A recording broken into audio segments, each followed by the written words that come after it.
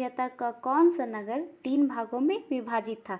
हड़प्पा सभ्यता का कौन सा नगर 3 भागों में विभाजित था? इसका जो राइट आंसर है वो है Dholavira, means option number B बिल्कुल सही आंसर है। धोलावीरा जो है वह गुजरात राज्य में स्थित है, याद रखिएगा गुजरात राज्य में स्थित है। चलिए अगले क्वेश्चन को देखते हैं। अगला क्वेश्चन है सिंधु घाटी सभ्यता थी, सिंधु घाटी सभ्यता क्या थी? तो वह एक कांस्य युगीन सभ्यता थी, मीन्स ऑप्शन नंबर सी बिल्कुल सही आंसर है, याद रखिएगा ऑप्शन नंबर सी बिल्कुल सही आंसर है। कांसा की बात करें तो यह जो है तांबा और टीन से मिलके बना होता है, ठीक है, याद रखिएगा। नेक्स्ट क्वेश्चन है कांग्रेस की पहली भारतीय महिला अध्यक्ष कौन थी? कांग्रेस की पहली भारतीय महिला अध्यक्ष जो है वह सरोजनी नायडू थी, ऑप्शन नंबर बी बिल्कुल सही आंसर है। सरोजनी नायडू जो है वह 1925 कानपुर अधिवेशन की अध्यक्षता की थी। कौन सी? कानपुर अधिवेशन 1925 की अध्यक्षता की थी सरोजनी नायडू ने। और सरोजनी नायडू जो है वह भारत की पहली महिला राज्यपाल थी। भारत की पहली महिला राज्यपाल अगर क्वेश्चन में पूछेगा तो वो है सरोजनी नायडू। अगर क्वेश्चन में पूछा कांग्रेस की पहली महिला अध्यक्ष कौन थी, तो आप लोग क्या बताइएगा? एनी बेसेंट थी कांग्रेस की पहली महिला अध्यक्ष, याद रखिएगा। और एनी बेसेंट की पत्रिका का नाम था कॉमनवेल्थ, याद रखिएगा इस चीज़ को। चलिए नेक्स्ट क्वेश्चन देखते हैं। नेक्स्ट क्वेश्चन है मृतकों का टीला किसे कहा जाता है? मृतकों का टीला जो है वह मोहनजोदड़ो को कहा जाता है, ऑप्शन नंबर सी बिल्कुल सही आंसर है। चलिए नेक्स्ट क्वेश्चन देखते हैं। नेक्स्ट क्वेश्चन है कार्ल लैंडस्टेनर ने किसकी खोज की थी? कार्ल लैंडस्टेनर ने रक्त समूह की खोज की थी, ऑप्शन नंबर सी बिल्कुल सही आंसर है। रक्त समूह की खोज किसने की थी? कार्ल लैंडस्टेनर ने, याद रखिएगा। अब पूछेगा रक्त समूह कितने प्रकार के? तो रक्त समूह 4 प्रकार के होते हैं। पहला ए, ओ, बी और ए बी, याद रखिएगा ए, ओ, बी और ए बी 4 प्रकार के रक्त समूह है। अब पूछेगा रक्त क्या है? तो रक्त एक तरल संयोजी ऊतक है और जिसका पीएच मान जो है वह 7.4 है।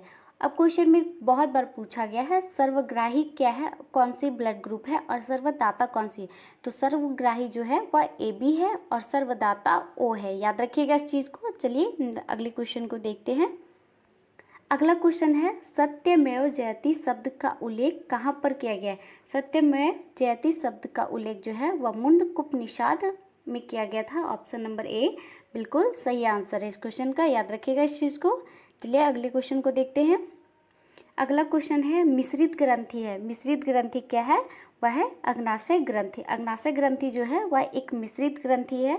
अग्नाशय ग्रंथि की बात करें तो इससे इंसुलिन हार्मोन बाहर निकलता है। इंसुलिन हार्मोन जो है अग्नाशय ग्रंथि से बाहर निकलता है।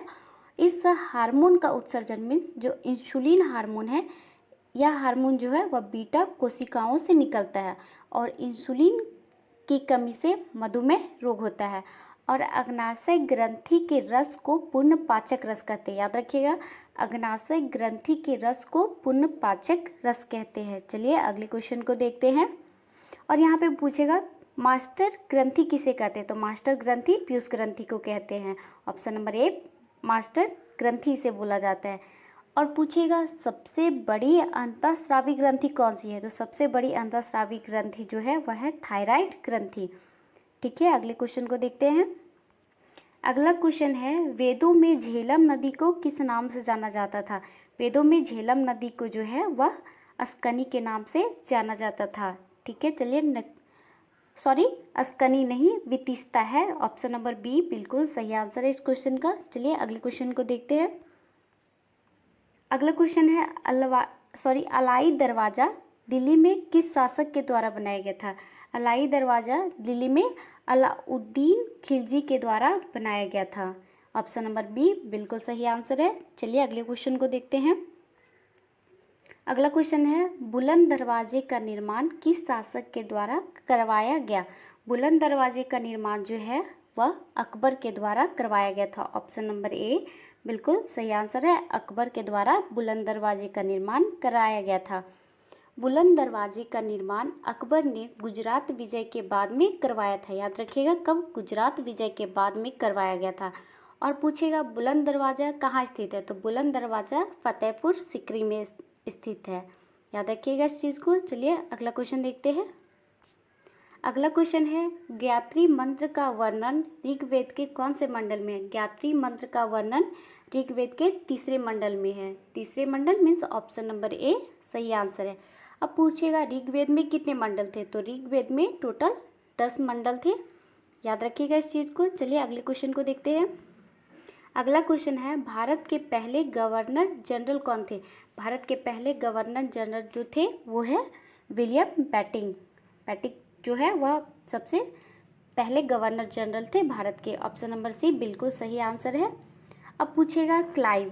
क्लाइव के बारे में अगर पूछेगा तो यह बंगाल का पहला गवर्नर था। याद रखिएगा, बंगाल का पहला गवर्नर अगर पूछेगा तो वो है क्लाइव।